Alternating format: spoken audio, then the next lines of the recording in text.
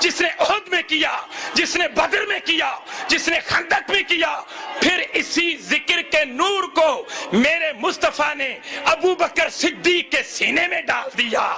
ابو بکر صدیق نے اس نور کو سلمان فارسی کے سینے میں ڈال دیا۔ حضرت سلمان فارسی جو فارس سے آئے تھے، اس کے رسول میں اتنے مضبوط ہوئے، اتنے اس کے اندر فنا ہوئے کہ یہ واحد فارسی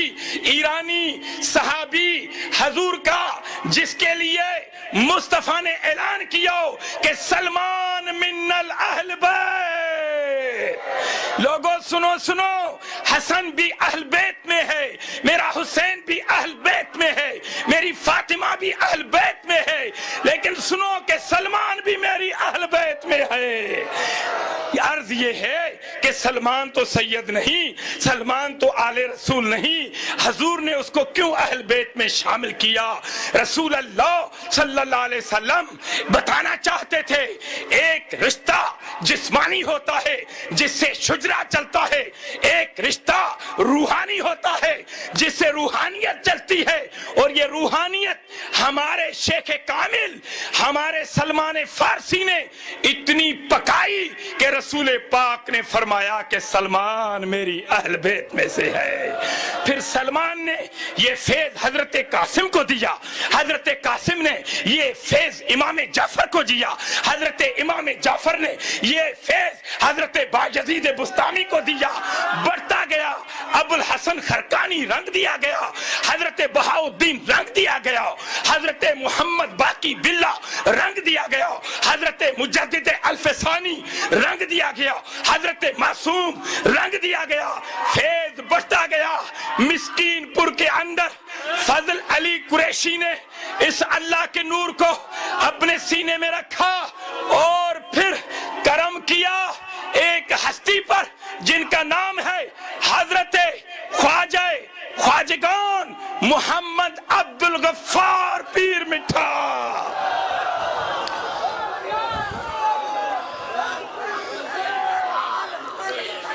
ہم بہت چھوٹے تھے، کوئی پتہ نہیں ہوتا، 10-11 سال کی عمر میں، لیکن الحمدللہ وہ گھڑیاں یاد ہیں۔ حویلی مبارک پر کپڑا بچھا ہوتا تھا، بڑے بڑے بلور شیشے اس کپڑے پر پڑتے تھے، فجر کی نماز کا وقت ہوا کرتا تھا، کلاه باندھے ہوئے خدا اس مصور کی بنائی ہوئی ایک نورانی تصویر، سفید ریش، چہرہ چمکتا ہوا، چکنے کا کرتا پہنا ہوا جس سے جسم اطہر کا نور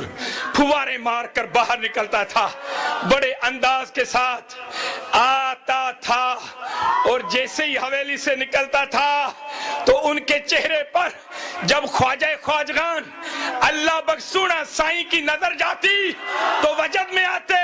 سید نصیر الدین شاہ کی نظر جاتی تو وجد میں آتے، میرے والد نصیر الدین کی نظر آتی تو وجد میں آتے، سارے خلفاء مست ہو جاتے، اور یہ ولی کامل پیر مٹھا رحمت اللہ علیہ روٹی سے بے پرواہ، کھانے سے بے پرواہ، 5-6 گھنٹے بیٹھ کر ہم سندھیوں کو درس وفا دیتے رہتے تھے، درس محبت دیتے رہتے تھے۔ وہاں میرے پیر مٹھا سائیں جب بھی نظر کرتے تو وجدانی کیفیت بن جاتی تھی۔ آج اس محبوب پیر مٹھا کے فیض کو خواجہ خواجگان سونا سائیں نے سنبھالا، اور پھر سونا سائیں نے اس فیض کو ایک امانت دار سینے کے اندر منتقل کر دیا۔ ارے کوئی حسد کرے تو ہنسے، کوئی حسد کرے تو کرے، کوئی بغض کرے تو کرے، کوئی مانے یا نہ مانے، میرے مرشد خواجہ خواجگان محمد طاہر سجن سائیں کا فیض اب سندھ تک محدود نہیں۔ سنو فقیرو، سنو درویشو، میں آپ کو کیا بتانا چاہتا ہوں، یہ جو بیٹھا ہوا ہے نا محبوب، ابھی منقبتیں پڑھی جا رہی تھی، آپ نے کیا سمجھا کہ حضرت صاحب اپنی تعریف کو پسند کر رہے ہیں؟ آپ نے کیا سمجھا کہ سجن سجن سائن جب ہم کرتے ہیں تو یہ خوش ہوتے ہیں، اپنی سناخانی پہ خوش ہوتے ہیں، بات یہ نہیں، یہ بھولے ہوئے لوگ بھولتے ہیں۔ جب ہم کہتے ہیں نا سجن سائیں تو سجن سائیں کہتا ہے سونا سائیں،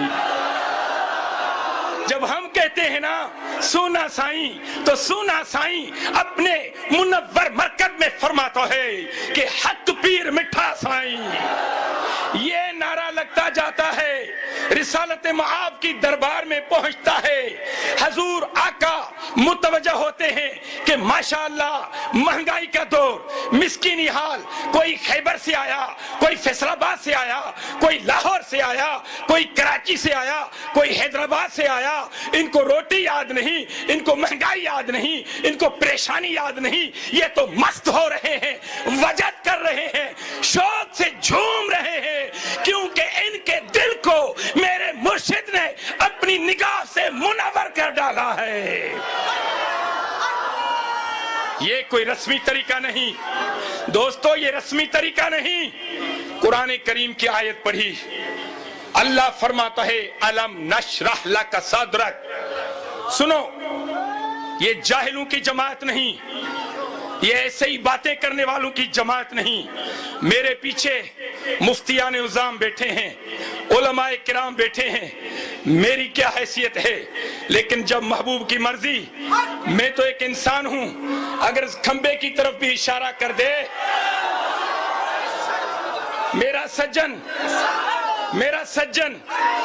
اس کھمبے کو اشارہ کرے کہ بول، یہ بولے گا۔